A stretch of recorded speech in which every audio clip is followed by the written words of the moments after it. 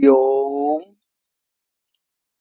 उस परम पिता परमात्मा की कृपा से हम सनातन धर्म के जो गूढ़ रहस्य है उन पर विचार कर रहे थे। तो उसी क्रम में जो हमारी विचार चर्चा थी उसमें हम गणेश गीता पर विचार कर रहे थे। तो गणेश गीता में आदि गणेश भगवान, गजानन भगवान, विघ्नहरण भगवान जो है राजा वरेण्य को ज्ञान दे रहे थे। तो उसमें उन्होंने बताया कि योग क्या है, मैं क्या हूं। तो राजा ने पूछा कि हे भगवान, आपने ज्ञान निष्ठा और कर्म निष्ठा दोनों का वर्णन किया। अब आप दोनों में से एक निश्चय कर जो कल्याणकारक उसे कहिए। कहने का भाव क्या है कि राजा ने कहा कि हे भगवान, आपने कहा कि इंसान को ऐसे कर्म करने चाहिए जिससे परम पिता परमात्मा की प्राप्ति हो जाती है। और दूसरी तरफ आप ऐसा कह रहे हो कि हे राजन, इंसान को ऐसे ऐसे ज्ञान प्राप्त करना चाहिए, ज्ञान प्राप्ति से परमात्मा मिलता है। तो मैं ज्ञान प्राप्ति की ओर जाऊं या मैं कर्म करूं? तो हे भगवान, आप मेरा निर्णय दीजिए। तो इस अध्याय में भगवान गणेश जी महाराज कर्म के विषय में राजा को बता रहे हैं कि कैसे कर्म कर। कहते हैं, हे प्रिय, चराचर जगत में मेरे द्वारा पहले ही दो प्रकार की स्थिति है। एक, सांख्य दर्शन जानने वालों की ज्ञान योग से, और कर्म के अधिकारी जनों की कर्म योग से सिद्धि होती है। एक तो ज्ञान के रास्ते से जाएंगे और एक कर्म के रास्ते से जाएंगे। कर्म में आसक्त जन कर्मों के आरंभ न करने से निष्क्रिय हो जाते हैं। हे राजन, केवल कर्मों के ही त्याग देने से सिद्धि नहीं होती। किसी दशा में क्षण मात्र भी कर्म बिना किए कोई नहीं रह सकता। प्रकृति के स्वाभाविक तीनों गुण सब को ही अवश्य करके कर्म कराते हैं। कहते हैं कि हे राजन, जो तीन गुण है रज तम सत, इनका प्रभाव ऐसा है कि कोई भी इंसान एक पल मात्र भी बिना कर्म किए नहीं रह सकता। कर्म भी दो जो दो वर्गीकरण कर ले, दो तरह के हो गए। एक तो हो गया कि हम कर रहे हैं कुछ, दूसरे महाराज कहते कर रहे हैं वो तो कर्म हो ही रहा है। और अगर आप निष्क्रिय बैठ गए परंतु मन में जो ख्याल आ रहे हैं, मन में जो भाव आ रहे हैं, उन पर तो कंट्रोल कोई नहीं कर सकता, तो वो मानसिक कर्म हो जाएंगे। कहते राजन, कर्म तो हर हाल में यहां पर चलता ही रहेगा। और जो कर्म करने वाला इंद्रियों को रोककर मन ही मन में इंद्रियों के विषयों का स्मरण करता है, उस इंद्रिय लोप दुरात्मा तुच्छाचरण वाला कहा गया। कहते हैं महाराज, जो इंद्रियों को तो रोक लेता है, वश में कर लेता है, परंतु उसका मन जो है उन इंद्रियों की प्रति बहुत ज्यादा आरूढ़ है और मन में ख्याल उसके लगातार आ रहे। महाराज कहते हैं वो तो उस जो कर्म करने वाला उससे भी गया गुजरा है, उससे भी अधम है। देखो फिर महाराज कहते हैं, हे राजन, जो मन से इंद्रियों का संयम करके कर्म इंद्रियों से निष्काम कर्म योग का अनुष्ठान करता है वह श्रेष्ठ है। कहने का भाव क्या है? जो मन में विचार कर लेता है, मन में संयमी हो जाता है और बाहरी जो कर्म है इंद्रियों से भी वो कर लेता है, परंतु मन में उसके ख्याल है कि ये कर्म जो है मैं नहीं कर रहा, ये मेरी मजबूरी में कह लो, उस परमात्मा की इच्छा में कह लो, तो ऐसा करके जिसका भाव है तो वो श्रेष्ठ है। फिर महाराज कहते हैं कर्म ना करने से तो फल की कामना करने करके भी कर्म करना श्रेष्ठ है, कारण कि सब कर्मों का त्याग करने से तो शरीर यात्रा भी नहीं हो सकती। कहते हैं जो प्राणी कर्मों का फल मुझ में समर्पण नहीं करता वह बंधन में पड़ते हैं। इस कारण से निष्काम कर्म का अनुष्ठान करते हुए निरंतर मुझे अर्पण करके कर्म बंधन का नाश करना चाहिए। कहने का भाव है कि हे राजन, जो भी कर्म करो मेरे समर्पित कर दो कि हे उस परमात्मा की ड्यूटी है भाई, मेरा दिल तो नहीं चाहता पर मजबूरी में कर रहे हैं, उस परमात्मा की मर्जी है, जैसा वो कराए भाई वैसा ठीक है, मैं करने वाला कौन हूँ, ऐसा कह के जो मेरे को समर्पित कर दे वो श्रेष्ठ है। ये कहते हैं जो कर्म मेरे निमित्त किए जाते हैं वह कहीं और कभी बंधन के कारण नहीं होते, किंतु जो वासना पूर्वक किए गए कर्म है वह ही बलात् प्राणी को बांधते हैं।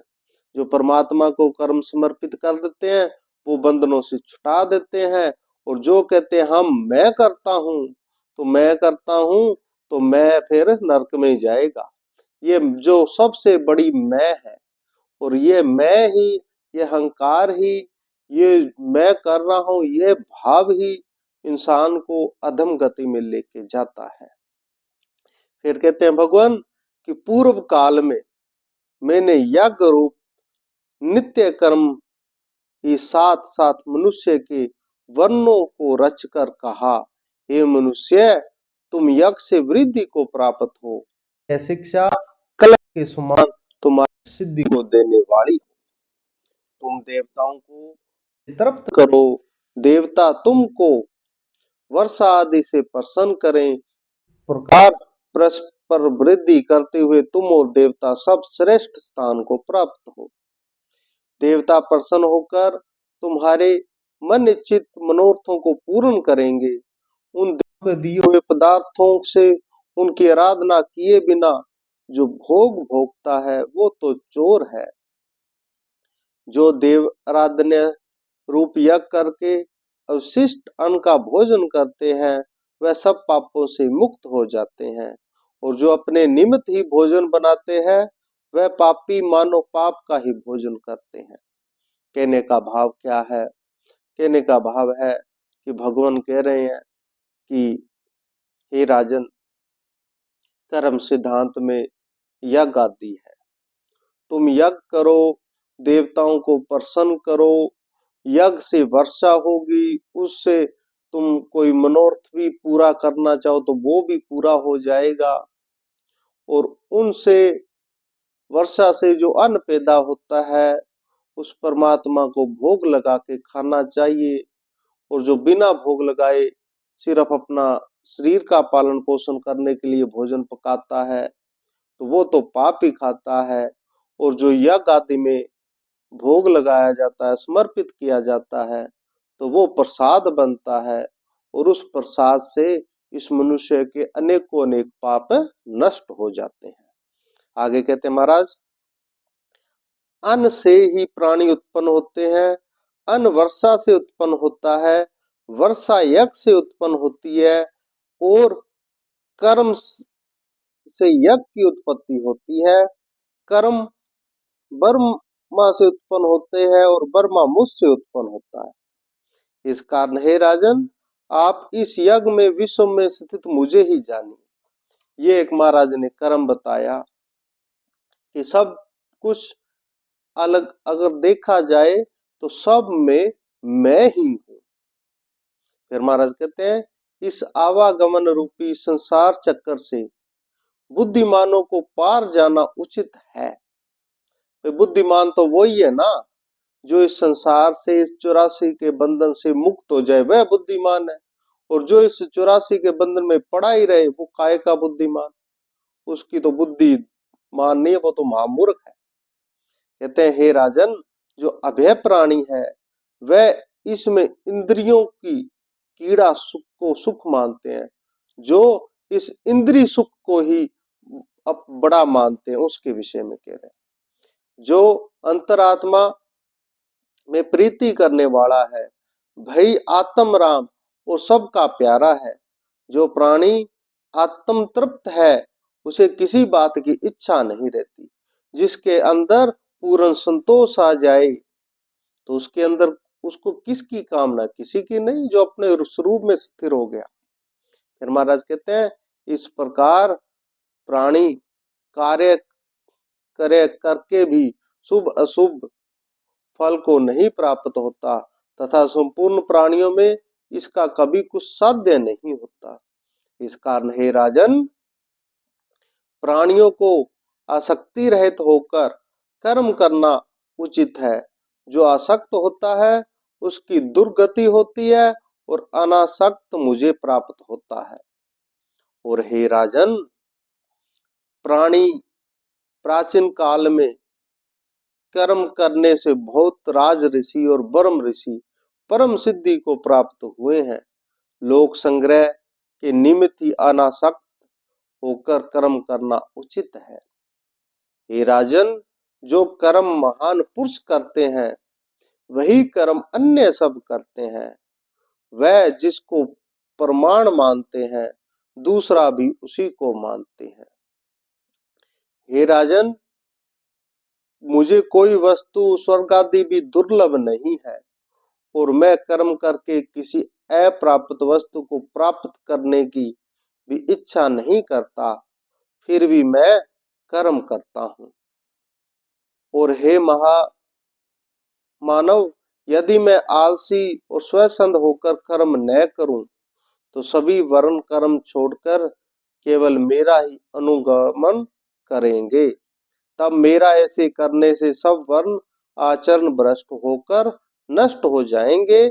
इससे इस संसार का नाश करने वाला और वर्ण संकर संतान उत्पन्न करने वाला भी मैं हो जाऊंगा।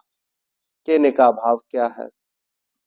कहने का भाव है, भगवान कह रहे हैं कि हे राजन, इस दुनिया की एक रीत है कि जो श्रेष्ठ पुरुषाचरण करते हैं बाकी भी उसका ही अनुसरण करते हैं। जैसे कोई कोई भी श्रेष्ठ पुरुष हो, कोई गांव का बड़ा परिवार हो, नामी परिवार हो, उसके बच्चे जैसे करेंगे बाकी जो दूसरे छोटे बच्चे हैं वो भी उनके देखा देखी वैसा करने की कोशिश करेंगे। ऐसे ही जो श्रेष्ठ पुरुष है उनका आचरण बाकी लोग करते हैं। तो महाराज कहते हैं इसलिए जो श्रेष्ठ पुरुषों को आचरण करना चाहिए बहुत ही सोच समझ के करना चाहिए। और हे राजन, इस पूरे अखिल ब्रह्मांड में मैं सबसे श्रेष्ठ हूँ, परंतु मेरे लिए कोई कर्म करना जरूरी तो नहीं है, परंतु फिर भी मैं श्रेष्ठ आचरण करता हूँ, कर्म करता हूँ, ताकि ये लोग जो है मेरा ही अनुसरण करे। अगर मैं ना करूं तो ये फिर कहेंगे हमें क्या चाहिए। इसको ऐसे समझो जैसे भगवान श्री रामचंद्र हुए, भगवान श्री कृष्ण हुए, बाकी संत मत में जितने भी कबीर साहब हुए, गरीबदास जी महाराज हुए, गुरु नानक साहब हुए, रविदास जी महाराज हुए, जितने भी ये परिपूर्ण आत्माएं थी।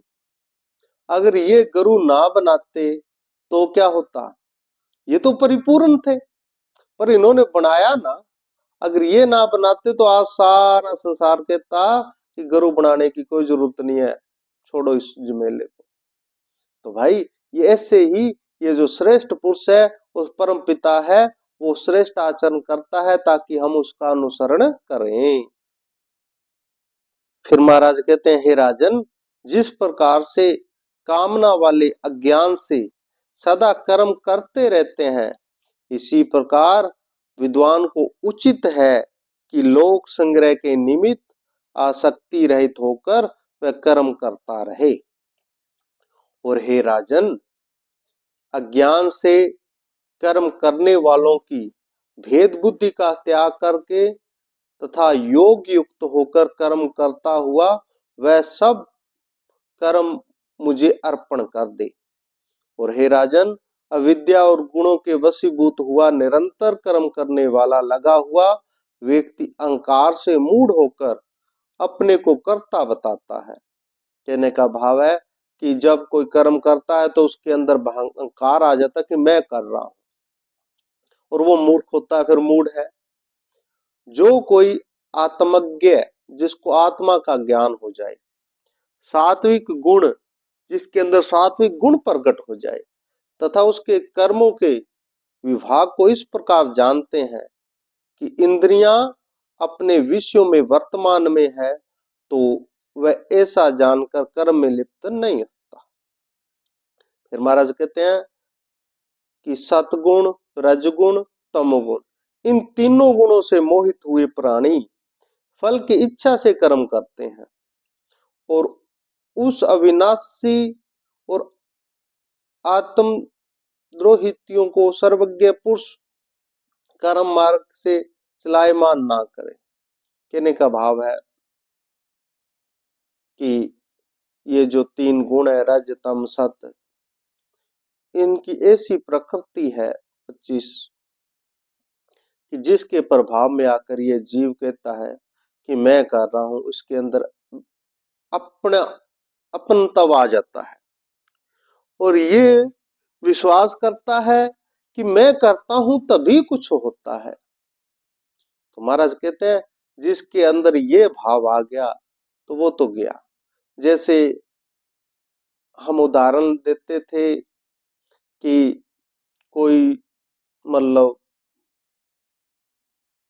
कुत्ती के लो, तो वो किसी बैलगाड़ी के नीचे नीचे चल रही थी, तो वो सोच रही थी भी इस बैलगाड़ी को मैं ही खींच रही हूं। सच्चाई तो सबको पता है ना, सच्चाई तो ये है कि उस बैलगाड़ी को तो बैल खींच रहे थे और वो चला रहे थे, पर वो जो कुतिया थी वो उसके नीचे नीचे चल रही थी बैलगाड़ी के, तो उसके अंदर अहम आ गया, अहंकार आ गया कि ये तो मैं ही कर रही हूं और इसको तो मैं खींच रही हूं। इसी प्रकार ये जो जीव है ये उससे भी गए गुजरी हालत में, ये भी उस जीव उस कुतिया से भी गए गुजरी हालत में है, क्योंकि ये सोचता है कि मैं कर रहा हूं तभी हो रहा है। अरे भाई, तू आज से कुछ साल पहले नहीं था इस संसार में, तब क्या ये संसार नहीं था? क्या तब ये काम नहीं चल रहा था? और एक पल, एक श्वास जो आ रहा है वो अगर ना आए तो तू तो गया यहाँ से, तो क्या ये संसार खत्म हो जाएगा? क्या इस संसार में कोई चीज रुक जाएगी?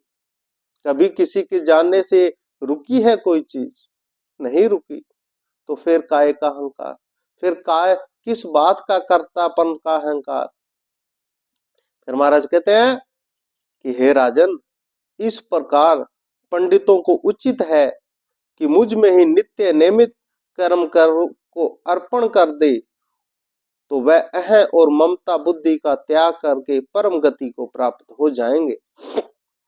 ऐसा ना करने वाले जो भक्तिमान मनुष्य मेरे कहे हुए शुभ मार्ग का अनुष्ठान करते हैं वह सब कर्मों से मुक्त हो जाते हैं, और जो अज्ञान से चित्त से नष्ट होकर होने का कारण इस मार्ग का अनुष्ठान नहीं करते, उन ईर्षालु मूर्ख और नष्ट बुद्धि वालों को मेरा शत्रु जानो।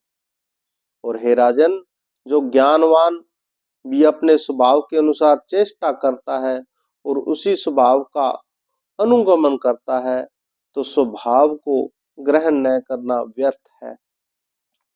कर्म इंद्रियां और ज्ञान इंद्रियों के विषय में काम और क्रोध उत्पन्न होते हैं, उनके इनको वश नहीं होना चाहिए, कारण कि यही प्राणी के शत्रु रूप है। अपना धर्म यदि गुण रहित हो तो भी अच्छा है, और दूसरे का धर्म गुण युक्त होने से भी भला नहीं है। अपने धर्म में मरना भी परलोक में कल्याणकारी है, परंतु दूसरे का श्रेष्ठ धर्म भी भय प्रदान करने वाला है। तो राजा ने कहा कि हे भगवान, प्राणी जो पाप करता है वह किसके द्वारा प्रेरित होता है? इच्छा नहीं करता हुआ भी बलात् किससे प्रेरित होता हुआ वह पाप कर सकता है? राजा कहता है कि हे भगवान, ये इंसान पाप क्यों करता है? क्या कोई दुनिया में ऐसा है जो कहे कि मैं पाप करूं? कोई नहीं है, फिर भी पाप सभी कर रहे हैं। तो महाराज ये क्या चक्कर है, ये समझाइए। तो भगवान कहने लगे कि हे राजन, रजोगुण और तमोगुण से उत्पन्न हुए ये काम और क्रोध ही दो महापापी है। जब रजोगुण बढ़ जाएगा तो काम, और जब तमोगुण बढ़ जाएगा तो क्रोध। तो ये अगर काम और क्रोध ये मूल बीज है पाप के, यह लोगों को अपने वश में करते हैं, और इन्हीं दोनों को तुम महान शत्रु जानो। सबसे बड़े शत्रु यही है। जिस प्रकार माया जगत को ढकती है, वैसे भाप जल को, और जैसे वर्षा का बादल सूरज को ढक लेता है, उसी प्रकार काम ने सबको ढक लिया है। महाबली, सदैव द्वेष करने वाले और कभी पूरा ना हो सकने वाले इस इच्छा रूप काम ने ही बुद्धिमानों का ज्ञान के नष्ट कर दिया है। यह काम बुद्धि मन तथा इंद्रियां आश्रित होकर रहता है।